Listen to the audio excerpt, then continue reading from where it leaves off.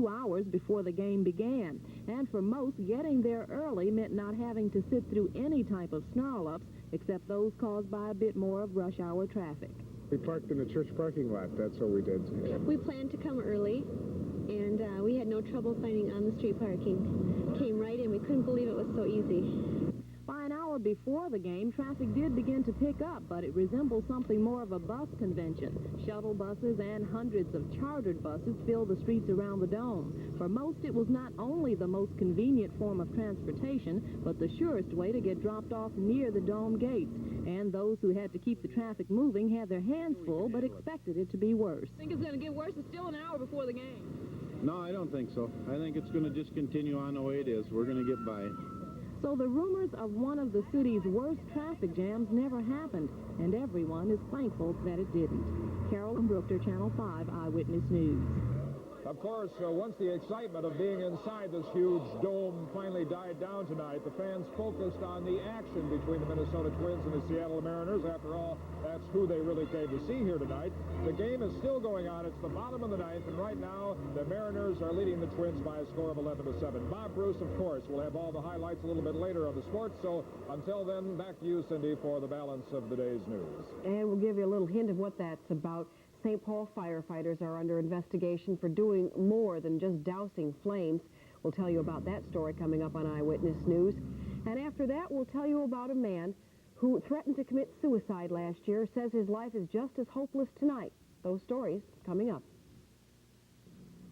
Worse, you say, since 6 o'clock? The storm, which is sitting off of Boston right now, is just as intense as the one that we had in the Twin Cities late last Friday, so you can picture what this thing is doing. Remember the graphic we had at 6 which showed the snow in the area? Well, it's gotten worse. Now there's just a little narrow area of 4 inches or more. The big area is at least 8 inches to 10 inches, and now there's an area of even one inland with spots that have had over 15 inches of snow, and we have a report of some places in western Massachusetts up to 20. Well, in New York City, the wet, heavy snow combined with 50-mile-per-hour winds to produce the first April blizzard in that city since 1869. It was rough going for anyone who had to go outside. Up the coast in Boston, it was the same thing. Winds there were as high as 70 miles per hour, and the blizzard conditions were enough to shut the government offices down, something that rarely happens in that city. In western New York State, things weren't much better. High winds, heavy snow, and poor visibility closed the main turnpike coming out of Buffalo.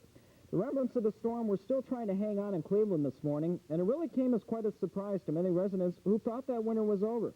Not a chance. It's now their snowiest ever. Chicagoans were still digging out from 9 inches of snow, making it their 4th snowiest winter on record. The storm is now off Boston, but there is another spring storm waiting in the wings. It's developing right in the Central Rockies, same place the last couple of storms have developed. This one is really beginning to wind up right now and is showing every sign of moving into the center part of the country.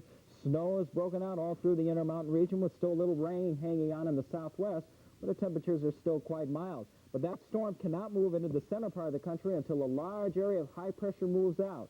It's moving out, but it's moving out slow. It gave us sunny skies but cool temperatures today and a real cold night last night. It was a record 5 above in Rochester, Minnesota this morning, and a record 11 below in International Falls, the coldest April temperature that we have ever experienced up in that city. Well, high temperatures today point out that the cold air didn't disappear once the sun came up. Highs were only in the 20s and 30s. It remained in the 40s and 50s deep into the southeastern states.